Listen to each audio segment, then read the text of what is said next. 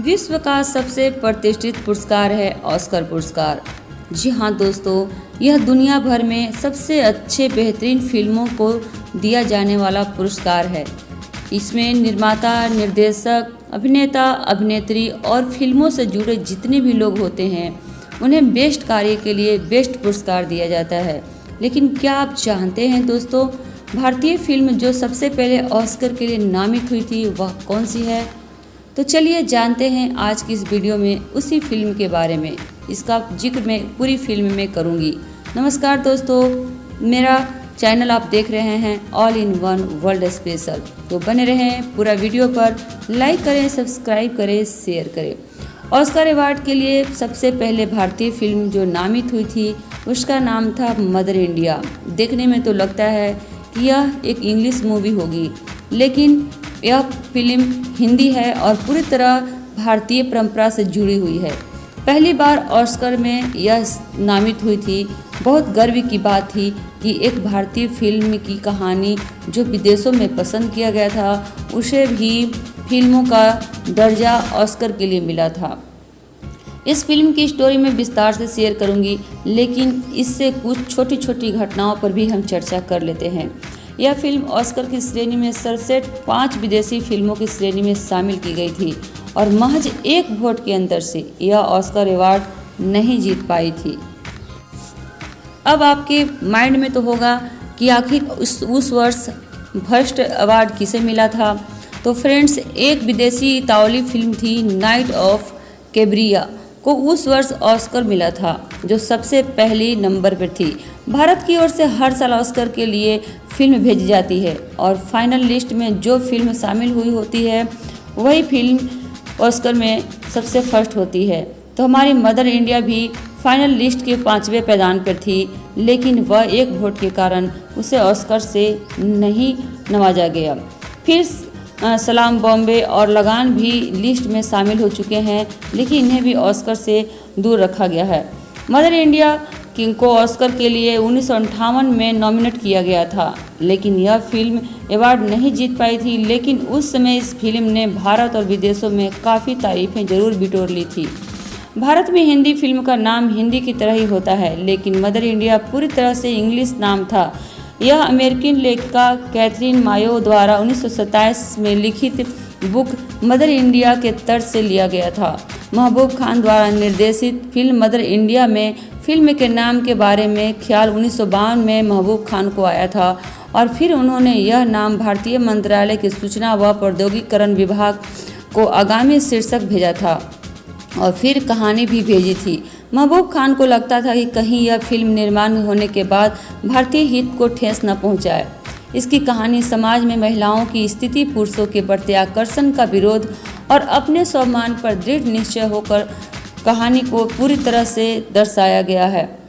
और महबूब खान ने इस कहानी पर जो कार्य किया वह तारीफ़े काबिल है। इसमें महबूब खान बहुत ही लगन से, संवेदनशीलता से इस कहानी पर कार्य करने लगे। तभी इनका डायलॉग लिखने के लिए वजाहत मिर्जा व एस अली रजा ने भी इनकी बहुत मदद की थी। फिल्म की शूटिंग कई अंदरूनी दृश्य बांद्रा, बॉम्बे और स्वयं महबूब खान ने अपने स्टूडियो में 1956 में किया था। कई दृश्य महाराष्ट्र, गुजरात और उत्तर प्रदेश के शहरों से भी फिल्माए गए थे। अब फ्रेंड्स, ये भी हम सोचते हैं कि कहानी जो पूरी तरह तैयार हुई तो उसके बाद क्या रिएक्शन था। अब मदर इंडिया की कहानी पर भी नज़र डालते हैं। इस फिल्म के निर्माता, निर्देशक और लेखक महबूब खान ही थे और कलाकार थे नरगिस, राजेंद्र कुमार, राजकुमार, सुनील दत्त और कन्हैया लाल। संगीत नौशाद और गीतकार शकील बंदायनी ने की थी और गायक थे लता मंगेशकर, शमशाद बेगम, मोहम्मद रफ़ी और मन्ना डे।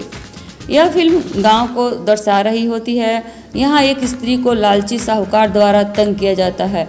वह साहूकार किसान परिवार की स्त्रियों को तरह तरह से यातनाएं भी देता है। इस फिल्म में एक राधा यानी कि नरगिस और बिरजू और रामू तीनों माँ बेटों की कहानी है।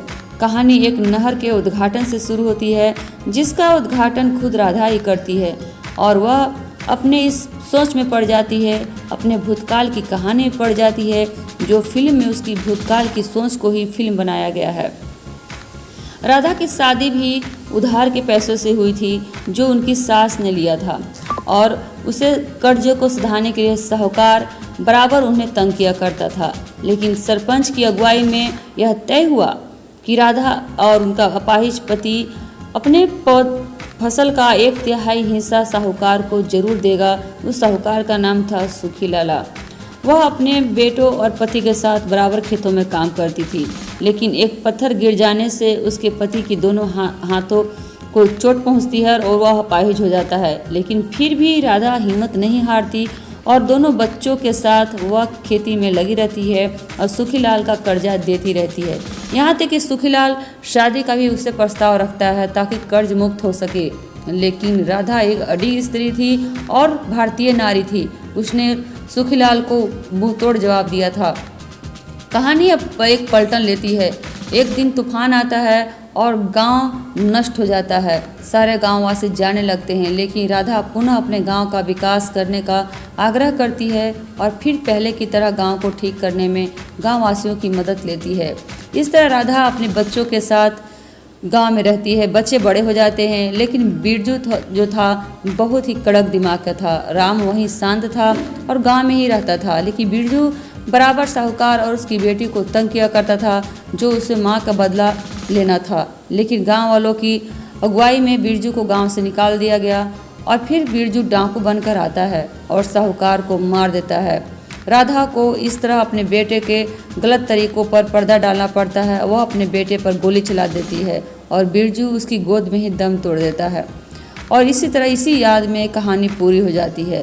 अब फिर कहानी वर्तमान में आती है और राधा जो नहर का पानी उसे लाल दिखाई दे रहा था, अब वह साफ दिखाई देने लगता है।